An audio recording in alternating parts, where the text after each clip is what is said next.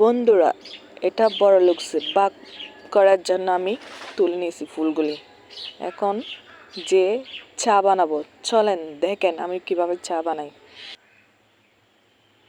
একটি পাত্রে 2 কাপ পানি নিয়েছি, তারপর ফুলগুলো ঢেলে দিয়েছি, আবার ফুলগুলো বেছে নিয়েছি আমি ময়লা আছে নাকি চলে আসছে নীল কালারের মধ্যে। সুগন্ধি হওয়ার জন্য তেজপাতা দিছি আর একটা ডাল দিছি। দেখেন কত সুন্দর চলে আসছে চা, কত গাঢ় হয়েছে, কিন্তু আমাদের এখানে কারণ নাই তাই একটু সুন্দর কম দেখা যাচ্ছে। দেখেন আমি লাইটের উপরে নিয়ে দেখাচ্ছি আপনাদেরকে কত সুন্দর হয়েছে। মাশাআল্লাহ, স্বাদটা অনেক ভালো।